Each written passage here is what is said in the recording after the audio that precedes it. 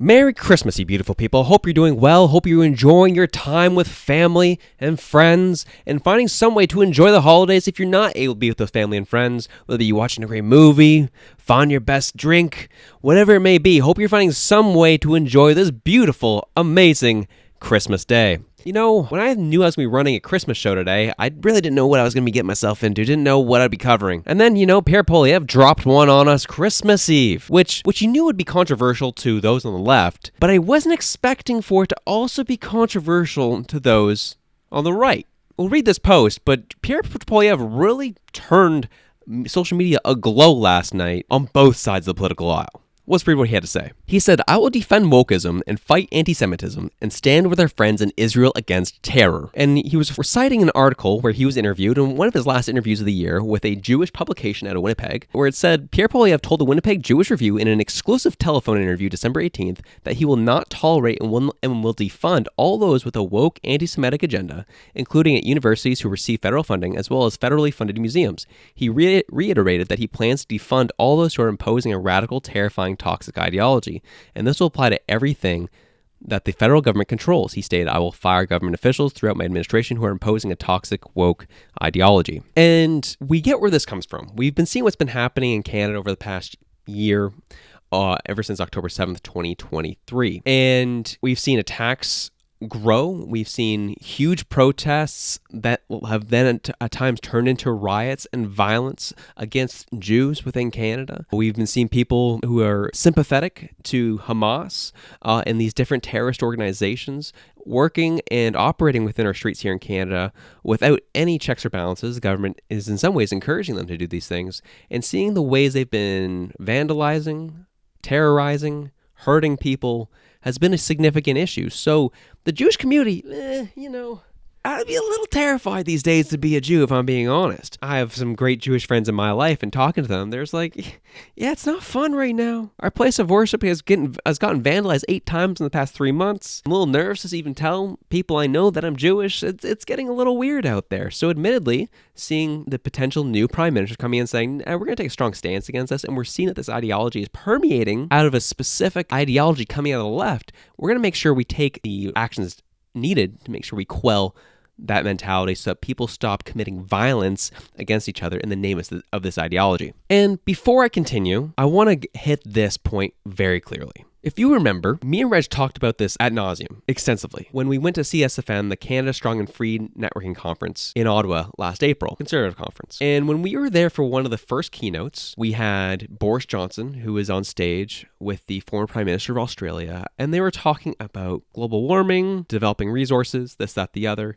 And that was when they started hitting on topics that were getting very dicey. Then they started getting into funding of Ukraine to fight against Russia.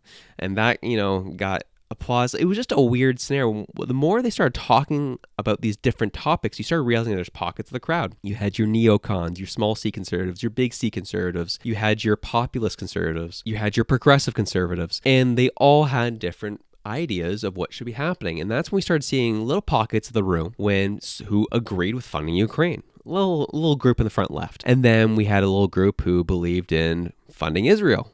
And that was maybe more 75% of the group. And then you had these different pockets yell, scream, holler, chant for their supported idea at different points. And it was interesting at the time. It was cool to kind of see people support their ideas, and then we move on from there. But me and Reg looked at each other and said, there's a lot of representation in this room. A lot of different walks of life of conservatism in this room right now. And it's interesting to witness. And I remember the thought going on in the back of my head is right now, yes, the focus was let's get Trudeau out. And it looks like we're about there. Hopefully that will finish here soon within the next year. But there will become another step. And once Trudeau is out, then those on the right will start focusing on another issue. And I think this Pierre Poilievre tweet, I think, is really important to kind of highlight the differences between the different groups on the right side of the spectrum. And we see that happen and transpire with some of these comments about what Pierre Poilievre posted. We have Jeremy McKenzie says, neither thing you're able to define, neither are funded, but it's good to know you'll be supporting foreign terrorists against Canadians like the last government. F Israel. Now say Merry Christmas, simple goy. So the one thing here, Jeremy McKenzie is using the term goy, which is a derogatory term in Yiddish, and obviously saying something like F Israel definitely gets his point across that he's not happy with what he's seeing going on. He's not in support of supporting Israel. He's not in support of funding foreign wars. And now we're starting to see that populist side of the conservative aisle being like, not a fan of this. What do you mean by anti-Semitic wokeness? Does this mean if like anyone speaks up against the Jewish community, is that anti-Semitism? Or is it actual anti-Semitism we're talking about here? Again, I'm not fully understanding where Jeremy's coming from in this because I'm not in his head. I'm not there with him. But I imagine that's semi what he's getting at in a very brash way here is, yeah, that is a concern. We've seen that with the liberals as well. Well, they'll be like, yeah, we're going to end this thing that we can all agree on is bad. But it's like, okay, well, how are you defining that bad thing? And is this going to go after regular people who just have a regular concern? That is a legitimate question to have. And this goes on for any group of people or anything. We're going to stop all anti-Semitism right now. Great. What do you consider anti-Semitism? Is it like what we're seeing in the streets right now? Violence being perpetuated against their places of worship and where they live and where their schools are? Like, is that the anti-Semitism we're talking about? Or is it you're having an issue with a person who happens to be Jewish? And that person who's getting the criticism, it's like, oh, you're only criticizing me because I'm Jewish.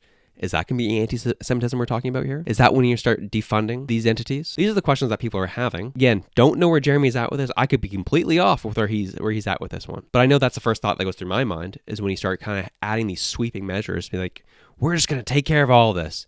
Okay, well, what are the boundary lines here? What are we talking about? Then you have Greg Wycliffe, who again is part of the populist right in Canada. He says, what Canadian conservatives actually want, stop immigration, stop foreign wars, and what we get is this. In Pierre Poilievre's tweet, he then goes on to say, Operation Scramble the Brains of Conservative Canadians has begun, and again, references Pierre Poilievre's tweet. There is a huge section of the populist right who don't want to be funding Israel. That is a reality. Whether I agree with it or not doesn't really matter in this case. It's the fact that this is starting to become a sentiment that's growing on specific pockets of the right wing in Canada. And they're being very vocal about it. And they've already been real iffy about Pierre Poilievre in the first place, only because he has had his name on the WEF website. He's had people in his shadow cabinet that have been on the WEF website. So they're already a little apprehensive about him. They almost think they're going to get Trudeau light.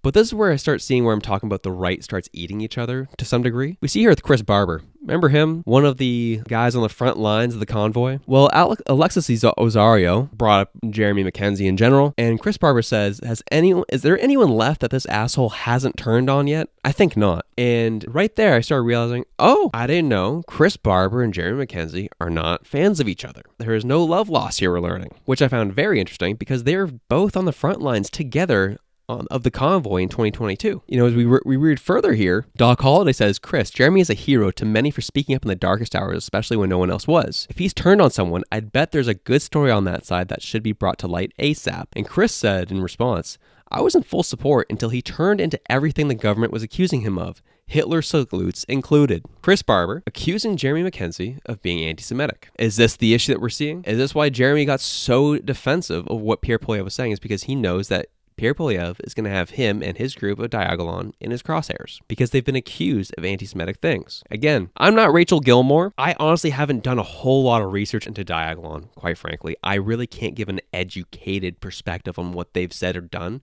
because I really haven't followed them at all, if I'm being completely honest. Not even saying I'm scared to talk about it. I just don't really know much about them, aside from a couple things where the left has tried to marry Pierre Poilievre to them at various points. But I really haven't followed them because they're not really a significant group in Canada. So those who are listening and who may be offended by that, get over it. Don't care. That's just the reality. They're not a significant group. It is what it is. The left has tried to make them a significant group, but they haven't been. So I don't really care about them.